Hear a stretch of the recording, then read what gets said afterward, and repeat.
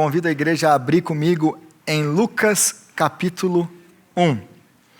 Lucas capítulo 1.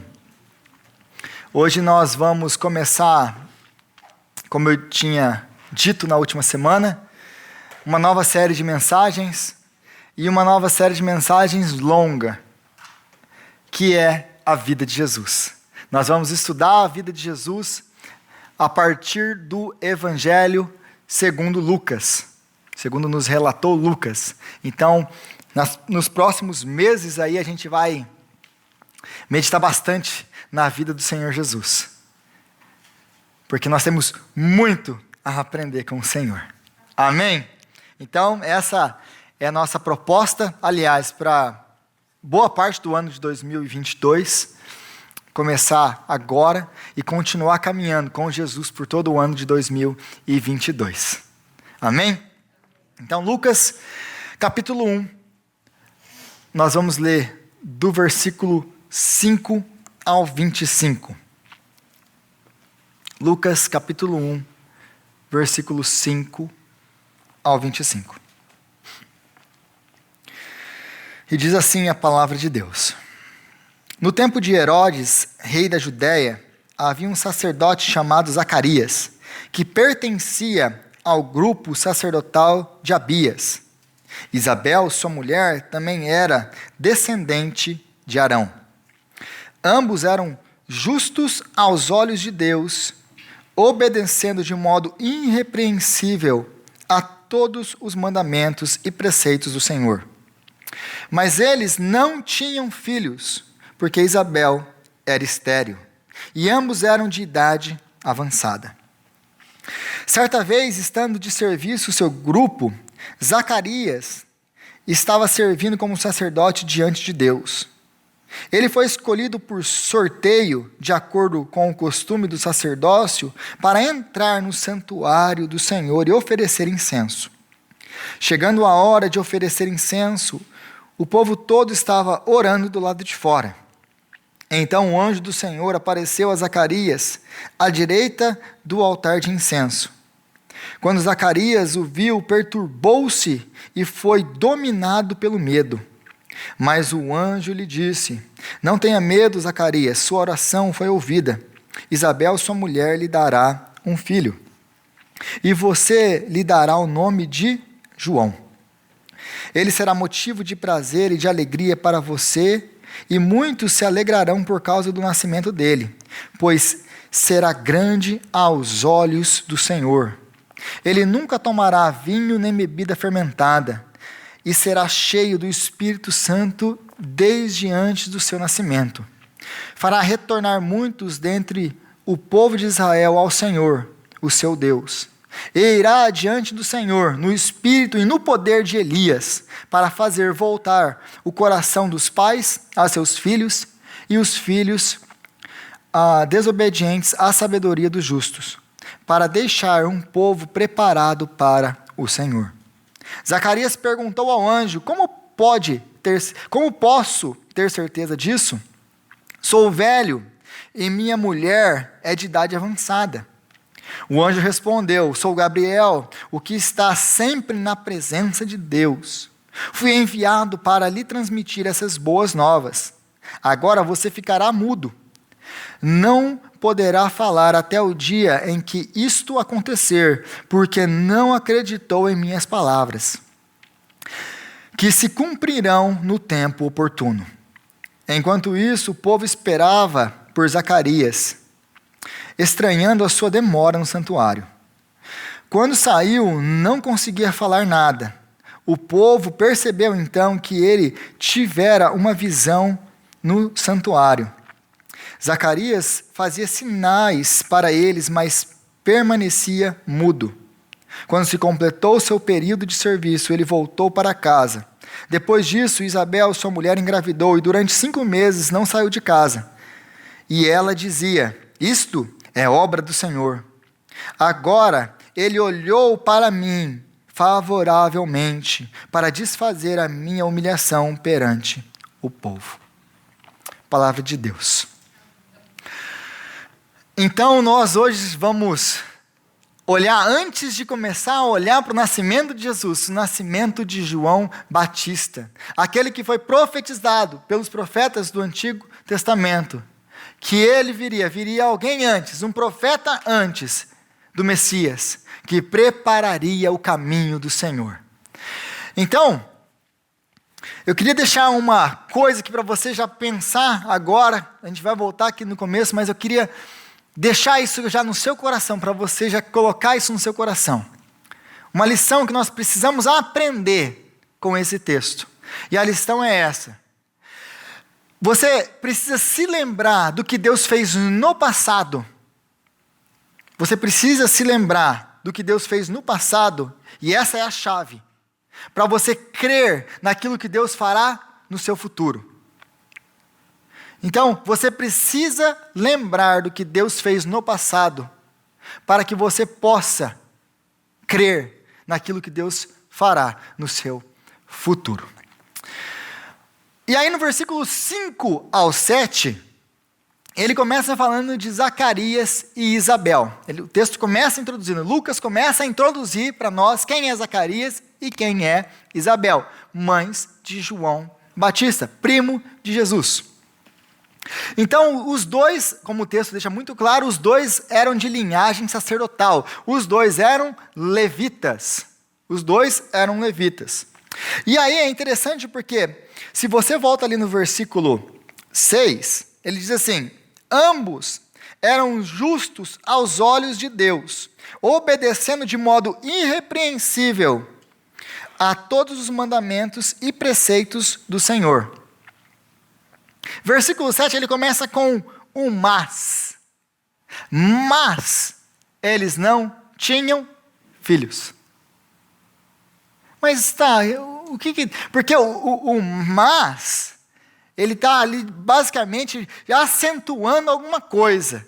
Ele está, olha, eles eram justos, contudo, todavia, entretanto, eles não tinham filhos. Por que Lucas faz essa ênfase? Por que ele quase que explica, ele joga na nossa cara, ele, olha, mas eles não tinham filhos. Por quê? Porque você, olha, eles obedecem ao Senhor, com todo o preceito, todos os seus preceitos, todos os seus mandamentos. Eles, em outras palavras, eles são irrepreensíveis na linguagem aqui do texto. O que é ser irrepreensível? Deus não tem nada para culpá-los. São irrepreensíveis, obedientes ao Senhor. E aí ele dá essa ênfase, por quê? Porque se você lê todo o Antigo Testamento, você vai ver que Deus ele promete uma coisa a Israel.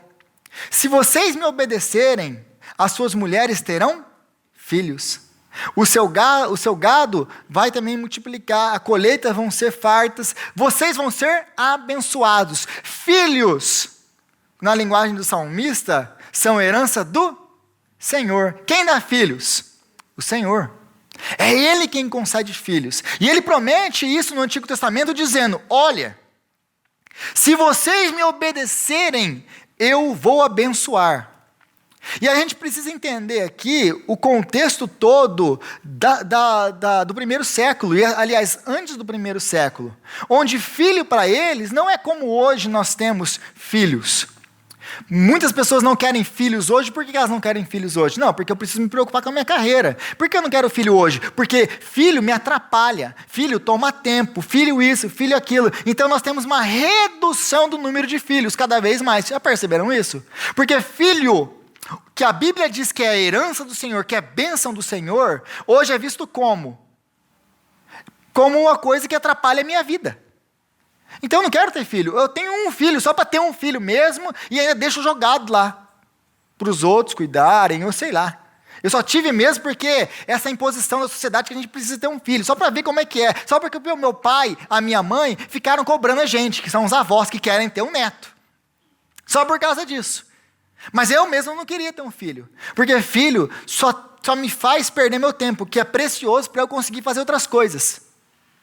Só que na Bíblia e para o Senhor, filhos são herança que Ele dá, são bênção. Filho não tem nada a ver com esse negócio de filho está tomando meu tempo, filho não está. Nós fomos feitos para a família. Nós perdemos os valores da família. É por isso que a sociedade caiu no que ela está hoje. Então, filhos são herança do Senhor. E especialmente nessa cultura aqui. Por quê? Por que eles precisavam tanto de filhos? Por que você vê no Antigo Testamento essas mulheres desesperadas clamando por filhos? Dá-me filhos, senão eu morro. Nós precisamos entender, até uma lei bem complexa, que talvez você não conheça, a lei do levirato. O que é a lei do levirato? A lei do levirato é mais ou menos assim. A pessoa casa, o casal ele casou, e aí o marido morre. Por algum motivo morreu jovem e não deixou filhos. O irmão desse marido precisa casar com essa mulher, ter relações com elas, e ela vai gerar filhos como descendência do marido. E aí a gente acha isso bizarro, porque na nossa cabeça isso é bizarro.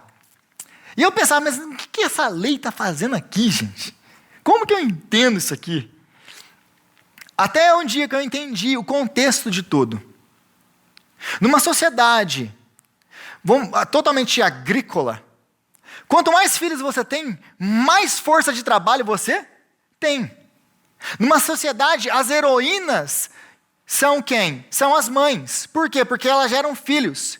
O filho não é apenas força de trabalho para o campo. Filho também é o quê? Ele aumenta a nação. Quanto mais filhos a mulher tem, maior a nação é. Quanto mais filhos a mulher tem, mais o quê? Mais homens para a batalha, mais homens para a guerra. Então a mulher é uma heroína se ela der filhos. Aí você vê essa cobrança que as mulheres têm de ter filhos. Se ela não tem filho, ela é o quê? Ela está amaldiçoada pelo Senhor. Porque não ter filho é uma maldição. Mas outro problema também, e aí voltando à lei do levirato, por que tem então essa lei do levirato, que é uma lei bizarra para nós? Aí a gente tem que se colocar no contexto do primeiro século. E aí você vê a história de Judá e Tamar, que é uma aberração para nós. Se você não conhece a história de Judá e Tamar, é a história que ela era casada com o filho de Judá, ela casa com ele, ele morre, não deixa filhos, o irmão que é obrigado pela lei do levirato a cuidar dar filhos para o seu irmão com a Tamar, não faz isso, Deus o mata, e aí Judá tem um outro filho mais novo que ele não entrega, vai matar o meu segundo filho, meu terceiro filho também, vou perder todos os meus filhos, e não entrega. Então ela fica ali de luto, aguardando, porque ele promete para ela, não, eu vou entregar o meu filho mais novo quando ele crescer, mas ele nunca faz isso. Então um certo dia ela se veste como uma prostituta, e ele está passando lá, cuidando dos seus negócios, e aí ela se veste como uma prostituta, e ela tem relações com ele, ela engravida dele, e ela pega alguns objetos dele, e guarda esses objetos e vai embora. Depois, quando ele volta para pagar lá, não tem mais nenhuma prostituta, nunca teve uma prostituta naquele lugar, e ela fica com aquilo. E ele descobre que ela está grávida. A sua nora, ela agiu como uma prostituta e está grávida. O que ele manda fazer? Traz ela para fora e apedreja, mata, porque essa era a pena de morte. Essa era a pena para a adúltera, para a mulher que que engravidasse fora do casamento. Era essa a pena. Aí ela fala assim, entrega isso aqui para o dono, entrega isso aqui para o meu sogro. Essas coisas pertencem ao homem que me engravidou.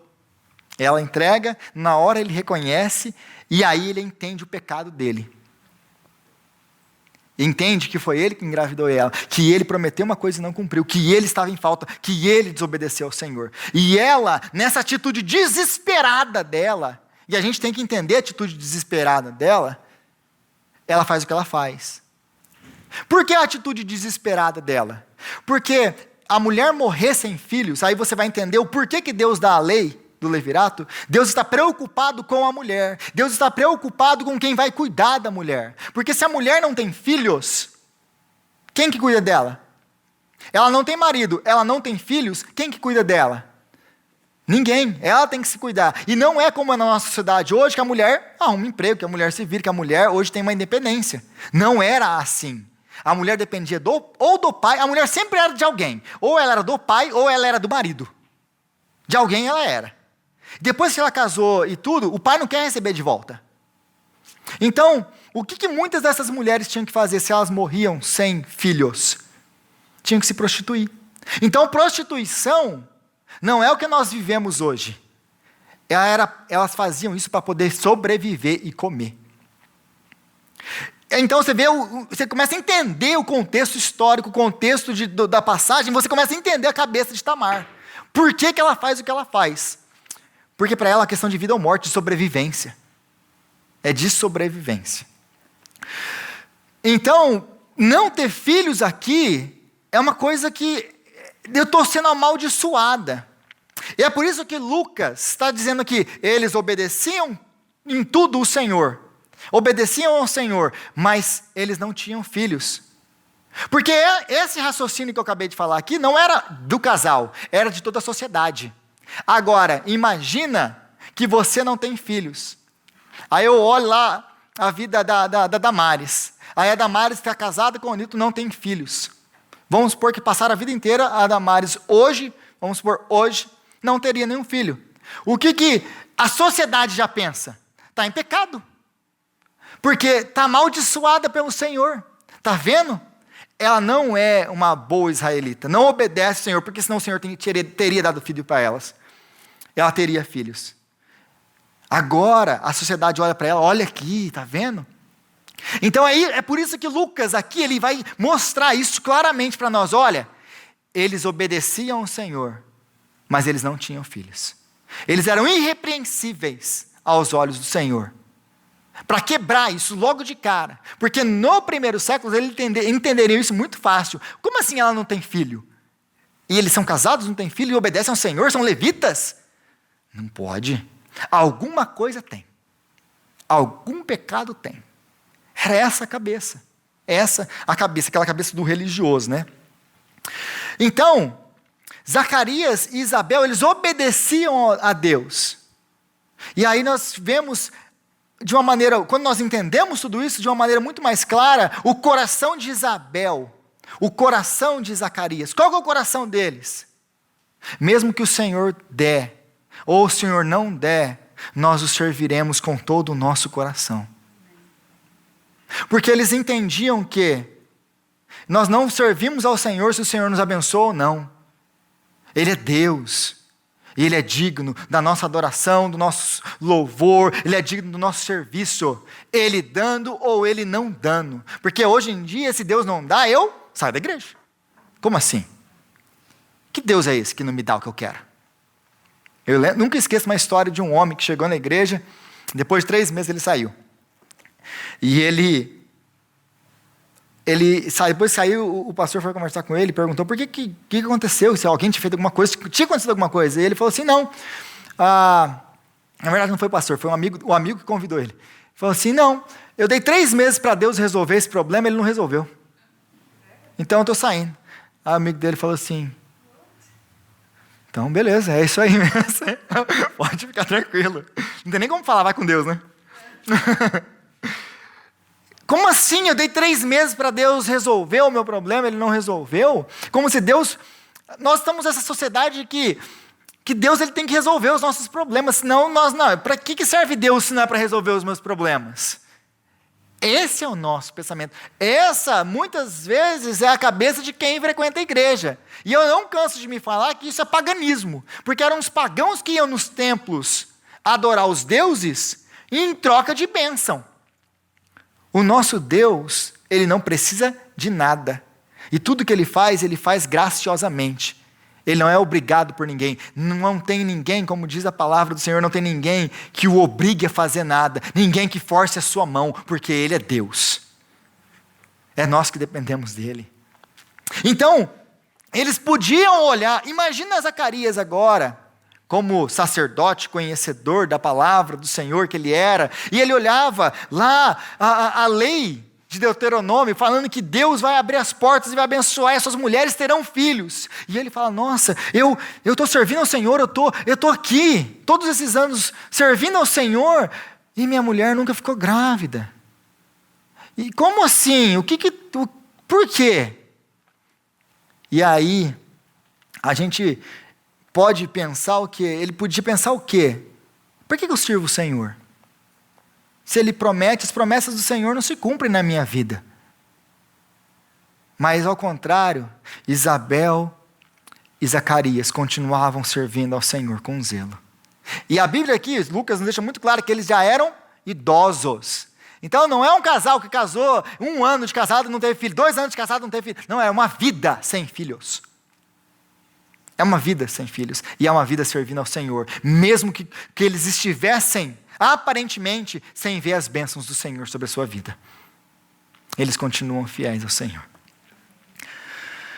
E aí Zacarias, versículo 8 para frente, aí, versículo 8, 9, mostra Zacarias no templo. E aí, a gente precisa entender também um pouquinho do contexto aí do sacerdócio. O que está acontecendo?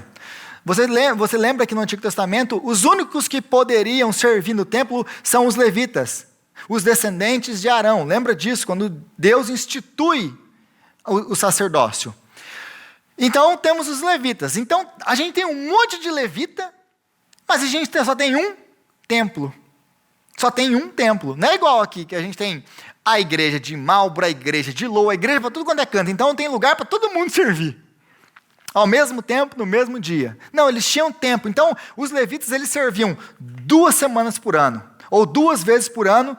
Cada vez que eles serviam durante 1 semana. Então, era 1 semana, 2 semanas por ano. Eles serviam a Deus.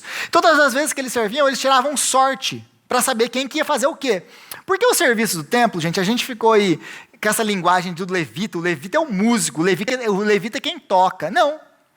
O levita fazia tudo dentro do templo. O levita, ele limpava o cocô dos animais lá de fora, quando eles traziam esses animais para serem sacrificados. Ele limpava o sangue, ele matava, ele era o açougueiro, ele era o churrasqueiro, ele era tudo que fazia. Era o levita que fazia. Então o levita, muitos deles passariam a vida inteira sem sequer entrar no templo do Senhor. Eles iam passar a vida inteira limpando bosta de animal. Porque nunca deu a sorte cair em mim de eu entrar lá. Então isso aqui que você está vendo, caiu a sorte em Zacarias para ele oferecer incenso a Deus. Isso aqui, gente, é uma oportunidade única na vida. Provavelmente ele nunca entrou antes. E essa é a primeira vez que ele ia entrar na presença do Senhor para oferecer incenso ao Senhor. E lá em Apocalipse a gente vê o que são esses incensos para o Senhor. São as orações dos santos. Então ele ia oferecer incenso e orar ao Senhor. Olha que maravilha. Olha que privilégio. Olha que bênção. Pela primeira vez na vida dele, agora como Senhor, agora no finalzinho da sua vida ministerial, ele vai ter o privilégio de entrar na presença do Senhor. E aí eu abro um parênteses, porque eu não posso deixar de falar isso para você. Nós temos esse privilégio todos os dias. Alguns deles passaram a vida inteira e nunca entraram na presença do Senhor para oferecer um incenso para Ele, para orar ao Senhor, para adorar ao Senhor na presença dEle, ali, na frente da cortina do Santíssimo. Nunca. Mas quando Jesus veio, e Ele morreu pelos nossos pecados, a Bíblia diz que o véu que separava o lugar santo do Santíssimo foi rasgado de alto a baixo. E agora todos nós temos acesso a Deus. Amém. Essa é a promessa do Novo Testamento. Não existem mais mediadores. Agora o nosso mediador é Cristo. É por isso, gente, que a gente vem aqui cantar a Deus, oferecer incenso de louvor a Deus, e a gente tem que cantar com toda a nossa energia, com toda a nossa alegria. Por quê? Porque nós estamos cantando ao Senhor, o nosso Deus, que é digno. Esses levitas passaram a vida inteira sem poder entrar, para ter acesso a Ele. Nós temos acesso todos os dias, aqui, na sua casa, no trabalho, aonde você quiser. Ele está presente, porque o véu foi rasgado. Já não há mais separação. Esse é um privilégio que nós temos no Novo Testamento. E às vezes a gente vem aqui, aí a gente vai adorar a Deus, está assim, ó. Não acabou ainda. Se tiver uma pessoa que a gente tem que cantar com todo o nosso louvor, com todo o nosso coração, com todo o nosso pulmão, porque Ele é digno. Ele é digno. E a gente tem que lembrar uma coisa. O véu foi rasgado, a presença está aberta, mas o lugar continua santo. O lugar continua santo. E talvez você não conheça o que é o templo, eu destaquei aí, porque ele entra então para oferecer agora a oferta, o incenso diante do Senhor, e talvez você não conheça o que é o templo de Israel. O segundo templo, que esse é o segundo templo, o templo chamado de Herodes. Então, existia o templo, aí você vê as cortes aí fora, onde as pessoas traziam os animais, matavam os animais, e dentro do templo, que era agora, vamos ilustrar com a nossa igreja, tem ali fora, os animais são sacrificados ali fora, e aqui dentro é o templo. Mas invertendo, a entrada do templo, imagina que é essa aqui. E aí, eu vou aumentar aqui para você dar uma olhada. Você entra por aqui e tem um véu ali, um véu muito espesso, muito grosso, que separa o lugar santo, que seria esse lugar, do lugar santíssimo, que é aquele pequeno hall ali atrás, aquele pequeno pedaço que nós temos atrás daquela porta. Ali atrás daquela porta ficaria o Santíssimo, ou o Santo dos Santos. Ali é onde estava a Arca da Aliança com os querubins. Ali, só o sumo sacerdote entrava uma vez por ano. Uma vez por ano. Então, se você está olhando a imagem aí, no lugar 3 ali, no número 3, aquilo ali representa o véu. Então, o que está acontecendo aqui? Esse aqui é o altar de incenso. Tem um véu na minha frente aqui. Um véu que, na verdade é um tapete, que ele é mais ou menos dessa espessura. Está aqui na frente. O sacerdote entra, o levita entra, deposita ali o incenso, aquele cheiro sobe ao Senhor, e ali ele está orando ao Senhor, o seu Deus. Ele está orando ali. Atrás daquilo ali, tem a Arca da Aliança e o lugar santíssimo, que só o sumo sacerdote entra uma vez por ano. Então você começa a entender a preocupação, ou o coração de Zacarias. Porque uma coisa que Zacarias conhecia, e todo levita conhecia, era como começou a questão do sacerdócio. Como começou a questão do sacerdócio? Se você já leu Levíticos capítulo 10, você vai encontrar em Levíticos capítulo 10 a história de Nadab e Abiú, filhos de Arão. São os primeiros sacerdotes. Eles pegam fogo estranho. Então, eles devem ter pego fogo fora do altar, lá de fora, onde Deus acendeu o fogo, por isso que eles tinham pegado aquele lugar, porque aquele fogo era santo, não foram mãos humanas que acenderam o fogo, foi o Senhor. Eles provavelmente acenderam o fogo e levaram para dentro do altar para oferecer incenso ao Senhor. O que acontece com Nadab e Abiú? Morreu. A santidade do Senhor os consome. Fogo sai da presença do Senhor e os consome. E aí a gente fica irritado com isso. Como assim Deus mata os caras? Os caras estão lá servindo a Ele. Uma coisa que a gente tem que lembrar sempre, gente. A gente não serve ao Senhor do jeito que a gente quer servir. Ele é Deus. E Ele não precisa de você e Ele não precisa de mim. Para começar, se Deus te chamou para você servi-lo, isso é um privilégio, não é uma necessidade dele. Vamos começando colocando os pontos nos is. Se Deus te chamou, eu não sei se eu quero. Mata eles. Mata eles. Porque, gente, Deus não está te chamando como, nossa, eu precisava tanto de alguém lá no louvor. Eu precisava tanto de alguém para pregar minha palavra. Eu precisava tanto de alguém para organizar o ministério, para que esse ministério acontecesse na igreja. Deus não precisa de nenhum de nós.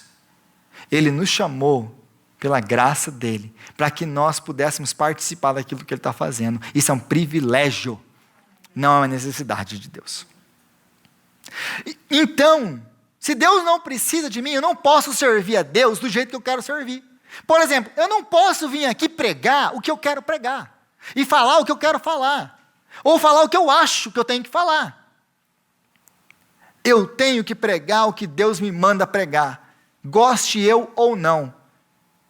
No dia que eu começar a querer inventar moda aqui, Gente, isso aqui pode acontecer comigo. E Deus já me tira para escanteio e coloca outro, porque Ele não precisa de mim. Então, se eu vou servir a Deus, eu tenho que servir nos termos dEle, naquilo que Ele quer, do jeito que Ele quer, a hora que Ele quer. Porque Ele é Deus. Então, essa história aqui, está aqui para nos mostrar, a de Nadab e Abiú, para nos mostrar o quê? Que Deus Ele é santo. E Ele não aceita qualquer coisa. Quando nós nos aproximamos dEle, nós precisamos estar santos, servindo ao Senhor, conforme Ele nos ordenou que nós devíamos servi-lo. Aí a Bíblia fala que ele foi dominado pelo medo. Por que vocês acham que ele foi dominado pelo medo? Conhecendo essa história de Nadab e Abiú, ele vai oferecer incenso na presença do Senhor. Você acha que os sacerdotes, eles entravam na presença do Senhor como? Contando os passos, com medo de fazer até barulho. Vamos devagar, lembra disso, lembra que não pode fazer nada de errado, tem aqui, tudo está escritinho, como tem que fazer, certo aqui. E ele está ali orando.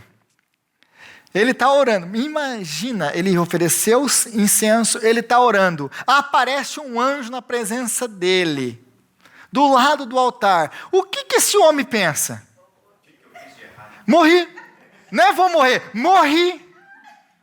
Ele deve ter ficado mais branco, mais branco. Sabe quando você só não morre porque... Sabe quando o profeta João, o apóstolo, ele tem aquele encontro com o anjo, ele cai lá, pá! Jesus tem que tocar nele. Ele só não caiu aqui pela graça de Deus que sustentou. Porque imagina você estar lá, contando seus passos, Senhor, estou aqui, mas não me mata não, estou aqui. Aí ele apresenta, Senhor, abençoa. E de repente o anjo vem. Zacarias, Senhor, tem misericórdia de mim, não foi por querer.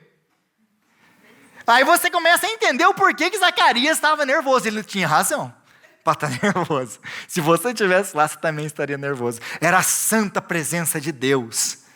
A presença de Deus é santa. E ele entendia muito bem que a presença de Deus era santa. Então, o anjo fala para ele agora, Zacarias, as suas orações foram ouvidas.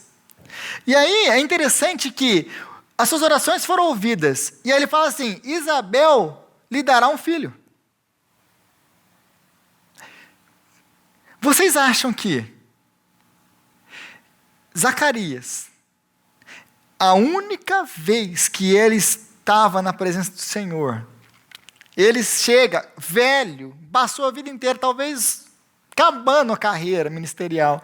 Ele chega para oferecer incenso. Aí ele está lá, Senhor, me dá um filho, Senhor, me dá um filho. Você já acha que ele ainda tinha esse sonho no coração dele? Então por qual oração foi respondida? Qual oração foi respondida aqui, de Zacarias? Porque ele estava orando. Zacarias, vem o anjo, as suas orações foram respondidas. Aí a gente tem que lembrar mais uma vez do contexto histórico. O que mais os israelitas queriam no primeiro século? E aliás, desde que Israel é Israel. O Salvador, o Messias, salvação, eles queriam ser livres de Roma. Deus, até quando o Senhor vai esperar para nos salvar, para nos trazer de volta a glória do reino, para nos libertar dos nossos inimigos? Quando o Senhor vai fazer isso? Possivelmente essa era a oração de Zacarias. Aí Deus, ouvi essa oração, vou responder essa oração. E de quebra com a sua oração, sabe aquele sonho seu? Sabe aquela promessa, sabe aquela oração, quando você tinha lá seus 15, 16, 17, 20, 25, 35, 45, 50, e nunca aconteceu? É essa mesmo, que você pensou que você nunca seria pai. Isabel pensou que nunca seria mãe. Sabe essa? A que está no seu coração guardado, que você até desistiu de orar por ela. Sabe essa que você já pensou aí, que Deus não cumpriu na sua vida? Essa mesmo. Eu vou libertar o meu povo, sim. Mas eu vou abençoar você. E eu não vou te dar um filho, eu vou te dar um profeta. que vai adiante do Salvador. Um grande homem. Não é qualquer um, é um grande homem. E ele vai ser cheio do Espírito Santo, desde antes do nascimento dele. É esse filho que eu vou te dar. Aí, Zacarias, como bom crente que ele é. Aliás, deixa eu só abrir um parênteses. Gente, você já percebeu na Bíblia que todas as vezes que Deus, todas as vezes não, mas a grande maioria das vezes que Deus vai fazer alguma coisa grandiosa, Deus faz através dos filhos. Quando Deus vai fazer alguma coisa grandiosa, Deus dá um filho para a nação de Israel, que vai ser um libertador, que vai ser alguém que vai... Filhos são bênção do Senhor. E pode ver, eu conto histórias, eu escuto histórias às vezes de pessoas que tiveram filhos, nunca desejei esse filho. Eu conheço uma história de um homem, um avô, a filha dele ficou grávida, ainda jovem, solteira, né? Na nossa cabeça, esses jovens inconsequentes, ele parou de falar com a filha por causa disso. Ele basicamente repudiou a filha. Você não é mais minha filha. Por causa disso. E aí ela segurou tudo aquilo e ela acabou tendo neném e tal. E depois de um tempo, aí aquela criança foi crescendo. O avô foi se aproximando. E aquela criança se tornou o melhor amigo do seu avô. Onde ele ia, aquela criança. Então, aquela criança trouxe vida para aquele avô. Trouxe alegria para a vida dele. Foi um presente de Deus para a vida dele. Então Deus usa filhos para transformar histórias. Ele sempre fez isso e ele continua fazendo isso. Filhos são bênção do Senhor. E aí, como todo crente que ele é, né, aquela oração do missionário, estava viajando para pregar no meio da Amazônia e de repente o próximo posto é daqui 100 quilômetros.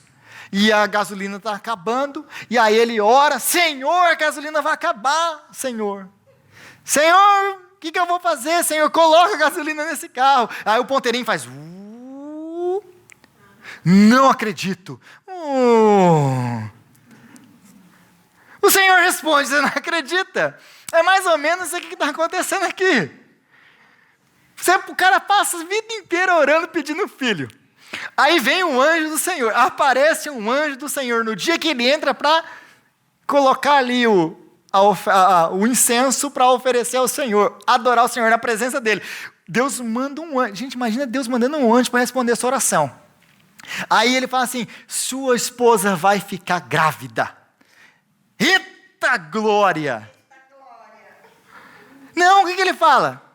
Como que eu posso ter certeza desse negócio aí que você está falando aí? Como assim? Você não sabe que eu sou velho e que ela é velha? Abre aspas aí. Ele não quis falar estéreo, porque ela é estéreo. Ela não era velha, o problema dela não era velhice. O problema dela é ser estéreo. Você não sabe que é estéreo, não? O que o anjo faz? Ele cruza o bracinho, ele olha para ele assim e fala assim... Você não conhece a história de Abraão, não? Você não conhece o Deus de Israel, não? Porque não era o que tinha que ter na cabeça dele. E não tinha ele que lembrar do passado todo de Israel, de tudo que Deus fez em Israel. Para poder o quê? Para conseguir crer naquilo que o Senhor acabou de falar para ele. Se Deus fez na vida de Abraão, Ele pode fazer na minha vida. Se Ele fez em Israel, o nosso Deus é um Deus de milagres. Sabe esse sonho que tem na sua vida aí? E que você até parou de orar por ele? Sabe? Deus pode fazer ele. Deus pode abrir a porta, Deus pode fazer um milagre. Como que eu faço para crer nisso aí, Rodrigo? Olha para trás. Olha para tudo que ele já fez. O nosso Deus é o Deus de milagres. Porque nada é impossível ao Senhor. E nada é impossível ao que crê.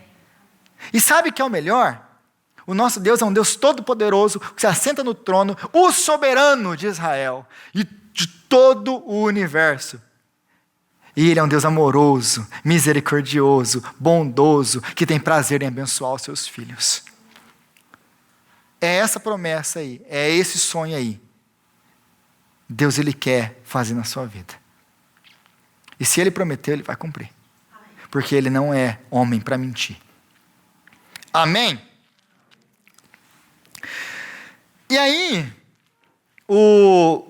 o Zacarias ele tinha que sair dali, já demorou demais. Passou o tempo, ele tinha que sair dali. Aí imagina, todo mundo, não é só os levitas que entravam lá que conhecia a história de Nadab e Abiú. Os outros lá de fora também conheciam. Então ele entra no templo para oferecer sacrifício. O cara está demorando demais. O que aconteceu? Morreu. E agora, quem vai entrar lá dentro para checar? E aí, tem aqueles fofoqueiros, né?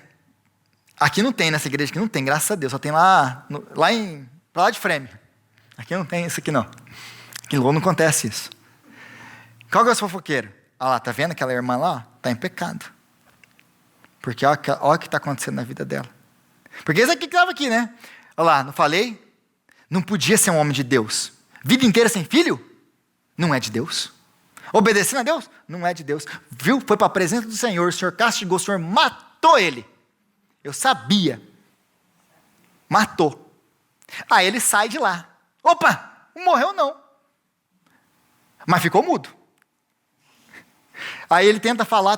Por quê? Porque na hora que o sacerdote sai, o que ele tem que fazer? Ele tem que impetrar a bênção, a araônica, a bênção sacerdotal.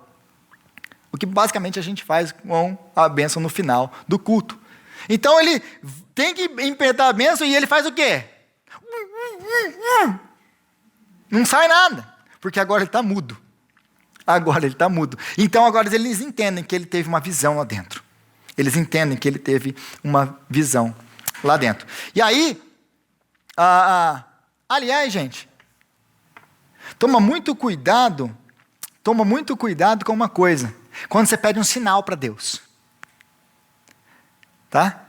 Como que eu vou saber? Porque ele pede um sinal. Você quer um sinal?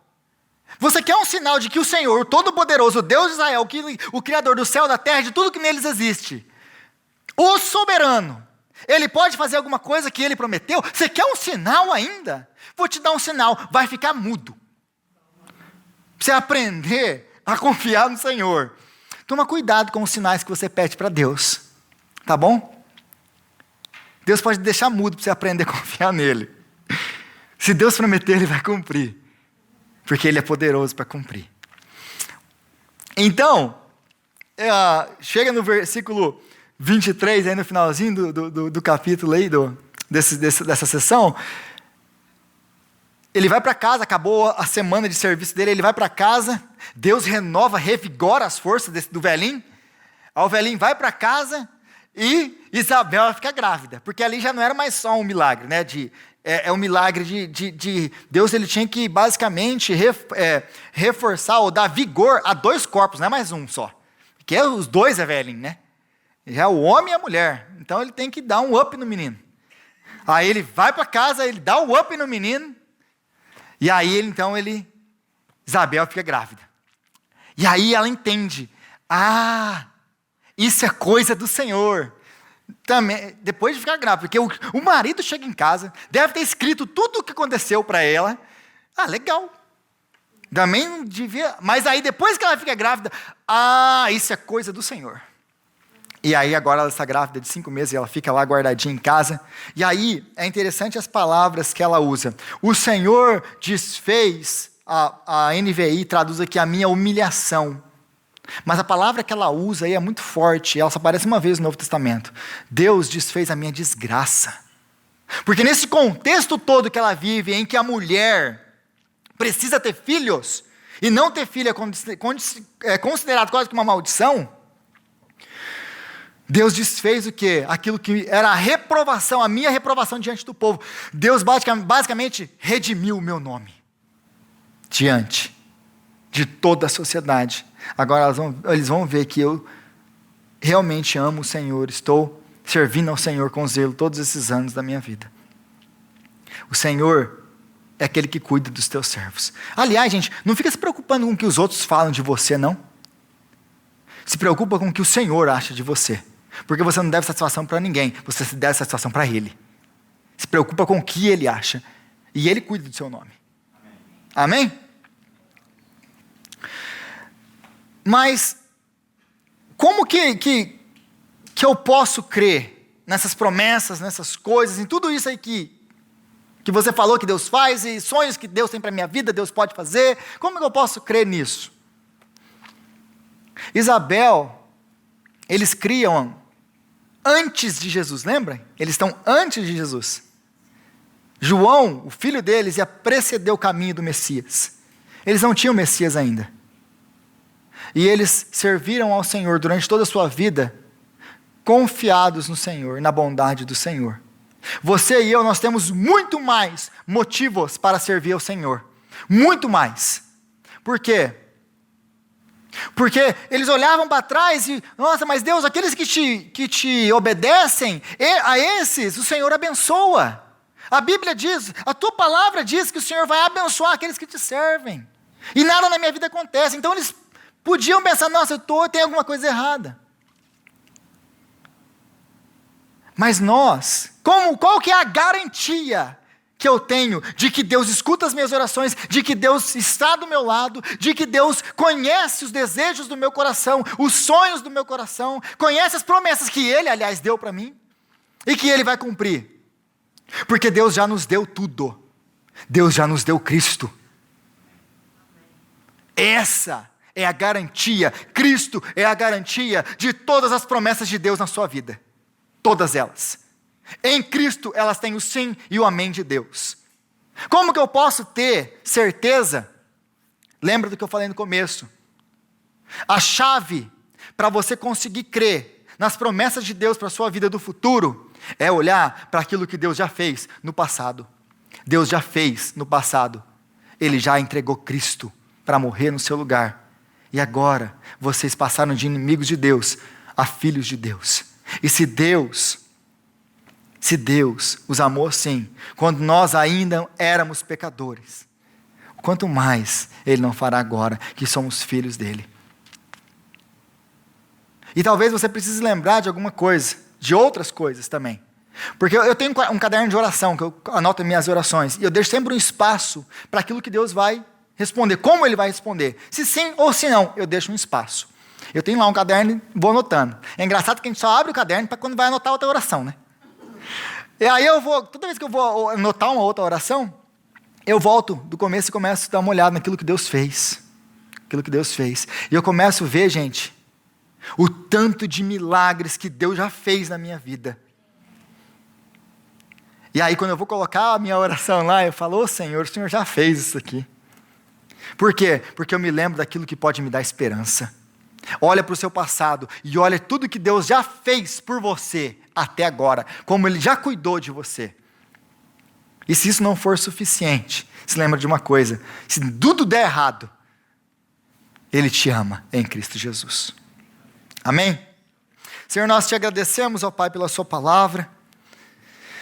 Oh Deus, e te pedimos que o Senhor venha nos ajudar, Senhor, a olhar para o nosso passado e confiar, ó Deus, e crer, porque o Senhor já fez, porque o Senhor já nos deu Cristo, porque o Senhor já nos guiou até aqui, porque o Senhor já fez milagres na nossa vida. Crer que o nosso futuro está nas tuas mãos, que as promessas que o Senhor fez vão ser realizadas, porque o Senhor, em Cristo, elas têm o sim e o amém do Senhor. Obrigado, Senhor, pela tua palavra, por palavra de esperança, consola o nosso coração. E nos ajuda, Senhor, na nossa falta de fé. Nos ajuda, Senhor, a confiar e a continuar crendo nas promessas do Senhor para nós, sabendo que o Senhor é bom e é o que cuida de nós. Nós te agradecemos, em nome de Jesus. Amém.